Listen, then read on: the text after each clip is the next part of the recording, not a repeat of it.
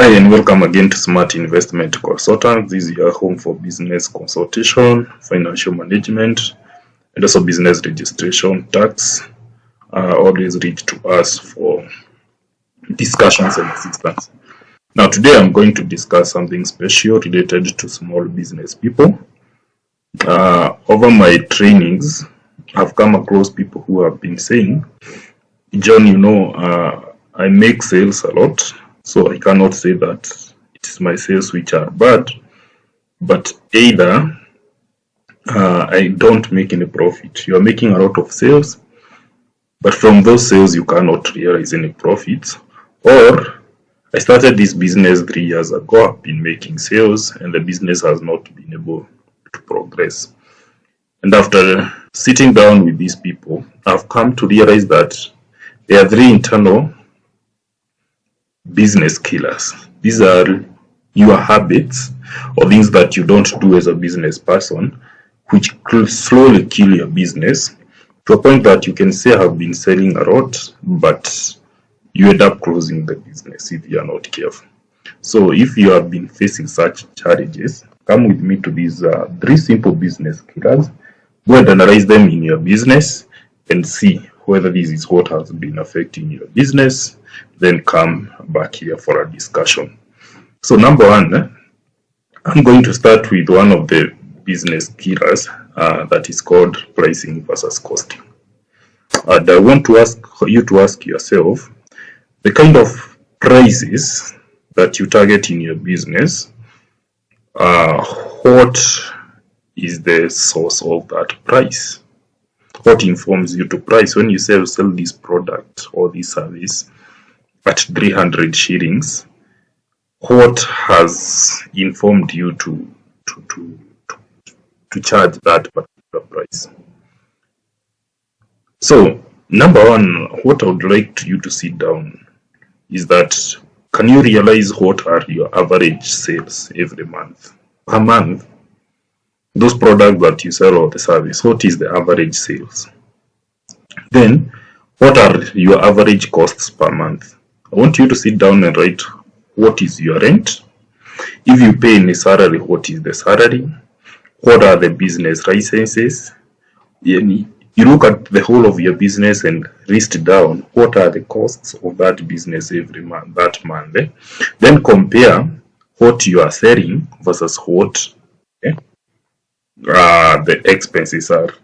Because before you set a selling price, you're supposed to ask yourself, maybe if you're dealing with a product, I bought this product at 100 shilling. In the business that I am doing, there are also those operational costs, like you transported, there was cost of transport for these items, there are bills, that is electricity and that. Then this item came to this business. Per month, I'm expecting to sell 10 items. So if I'm expecting to sell 10 items, it also means that these 10 items should cater for the expenses of this business for that month. So I'm supposed to take my average cost, then divided by the number of items I'm able to sell every month. Then how much do I expect to make? Nataka pesa ngapi kutoka kwa hii product moja. This is what I mean. I bought this product at 100 shillings. When I sit down, I see that the average cost for the total cost for the month for me to sell these products will be 50 shillings. This is just for an example. So if it is 50 shillings and then I'm expecting for the month, I want to sell 10 items. It means for the 50 shillings, which is the cost, each item should cater for 50 divided by 10, which is 5 bob. So I'll put the buying price, which was 100, plus the 5 bob that I want to, that is the expense, that is 105. Then I put what is the expected profit. How much do I want to make? If I want to make that shillings then per item, then I put that shillings. And that means that I should sell this item at 100 and at 5 bob for me to make any profit. The mistake we are making is that we are just taking the buying price plus the expected profit. So I bought this item at 100. I want to make 30 bob from it. I will sell it 130. The tragedy here is you might find the whole 30, because you are not putting down what the costs of the business are, goes to the cost of the business. So you end up making zero profits, thinking that you are making a profit. So today, sit down with your prices and ask yourself versus the cost that you have in the business, and ask yourself, am I really making any money, or I'm just making money for my supplier, I'm just making money for the government, I'm just making money for the landlord, but the business is not making any money for me because I have ignored what my costs are. Then those are for the average products. Then we have someone who is in a manufacturing business, as small as starting from a shoemaker, a tailor, a carpenter. These are people who rely heavily on machinery in your business. At a point, this machine you are using will break down and it requires to be repaired. At another point, this machine may become obsolete, maybe due to technology, or it breaks down fully, it cannot be repaired, you need to acquire a new machine. When that time comes, will have the business saved enough money to repair this machine or to buy a new machine, or it will just force you to close down the business, or for you to borrow to buy a machine? That is why it is recommended when you manufacture a product. Let's say you have made one shirt, and you have made that one shirt, the cost of making this one shirt was 1,000. Then you should sell this shirt 3 times the money that you used to produce it. Why? So that which was the 1,000 is the cost of production. So the cost of buying raw materials, the threads and all that is the 1,000. The other 1,000 is the fixed cost. By fixed cost now, you are meaning some things to do, maybe licenses, patenting of your product, the machinery. Now you are saying that this machine that was used to make these shirts have a lifespan. It will break down whenever it needs repair.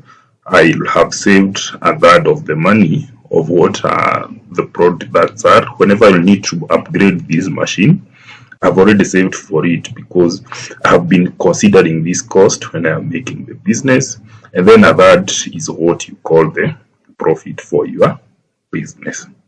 So if you are making product and you're only considering what we call the operational costs, and you are not considering the fixed income cost, I want you to ask yourself today, when this machine break down, you either now go borrow to buy a new machine, or you just close down the business. There is something that can be done before that.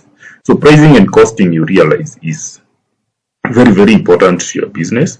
And in your pricing, if you're not considering your cost plus the profit you expect to make, the whole of your profit might be being consumed by your costs, and this business will never make any progress. That is why you keep on selling and selling.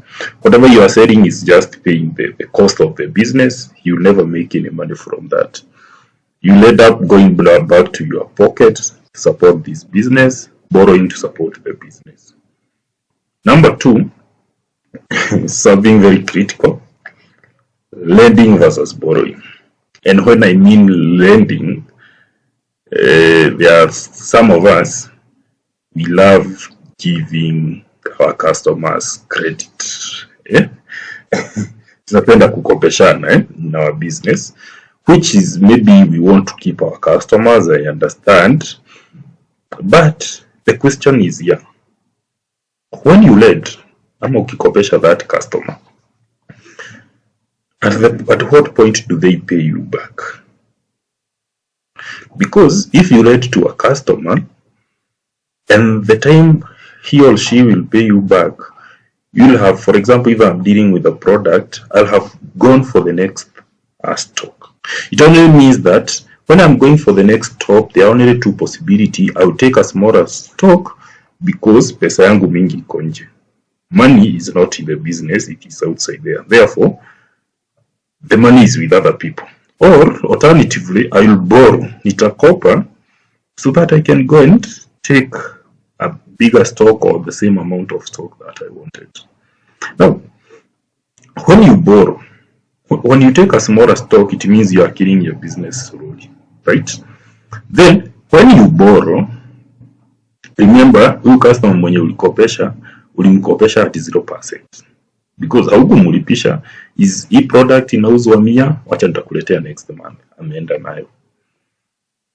Then, imefika wakati you want to go for the next stock. So what do? You just go to a bank and borrow. When you go to a bank today, the interest is about 20%. So, ile 100 yenye ulipea customer on profit, or sorry, on credit, the customer went na atakuletea ikiwa 100, wewe umeenda ukaikopa ikiwa 120. So the business inagharamia 20 bob. You can just imagine you have added to your business a cost of 20 that was not there because you gave someone else to go with that product on 0%. So this would be my advice in this area. You can only let if, number one, the customer you are lending to will be able to pay back before your next cycle. What do I mean by before your next cycle? It's before you pay your costs, or before you pay for or before you go for new products. So I mean this, unafaa kukopesha customer kama chenye umemkopesha atakuwa able kulipa before uende mzigo next, ama before the end of the month iweze kulipa your bills. So, because this money should be utilized in the business. Otherwise utajipata unaenda kukopa to come and invest in the business at a higher cost kuliko pesa zenye customer watarudisha. Remember, ukicharge you customer huku include cost ya loan umechukua. So it means basically then utarudi kwa mfuko, ama you are eating into your business ndio uweze kulipa loan. The next thing unaweza maybe jaribu kufanya if your business master led is also that you also get free credit.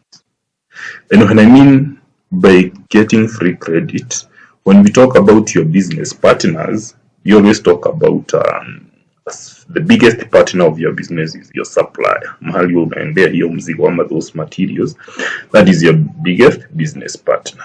Instead, before you go to borrow from a financial institution, knowing that utalipa hii pesa at an interest rate, that is also good to ask yourself, have I created a relationship with my supplier?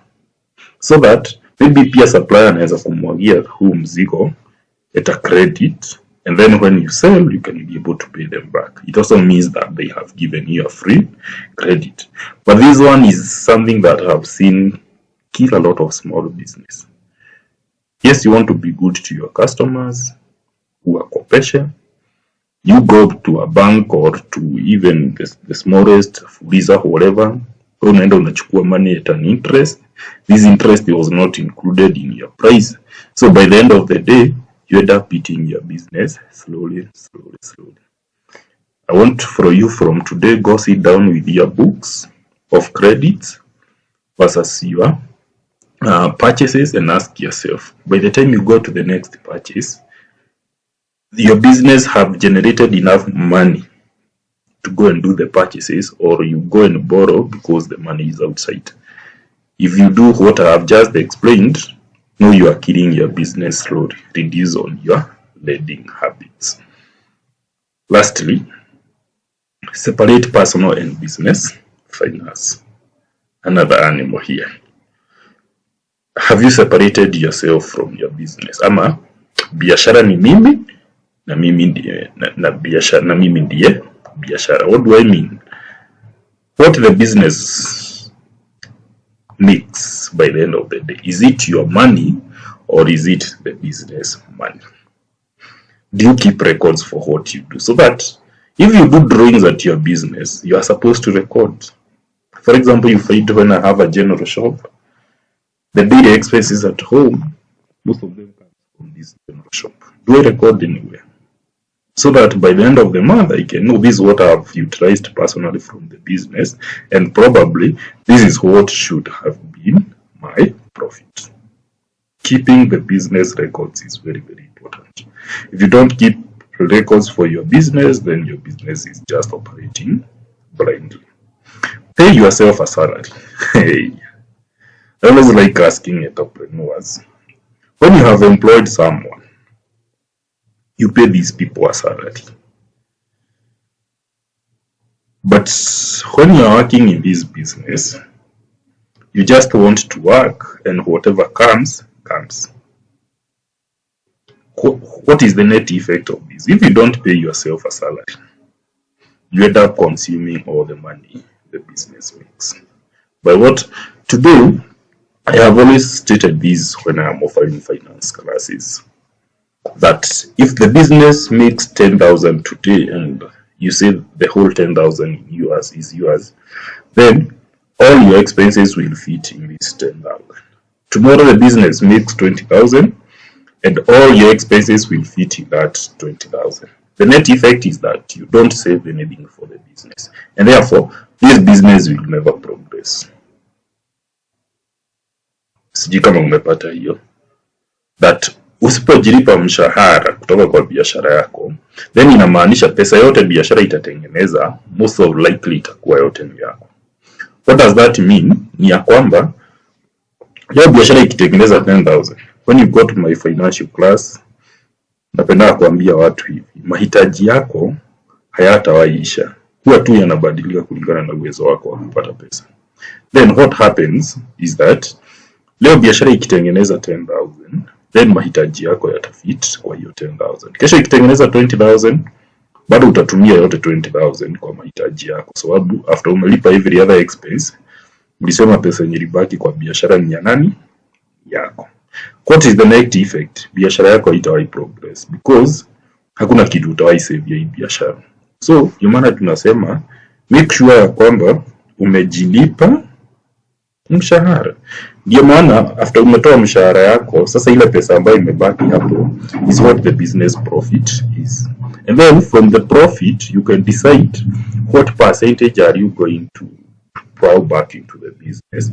Na hiyo percentage ingine you pay yourself like it's a form of a dividend.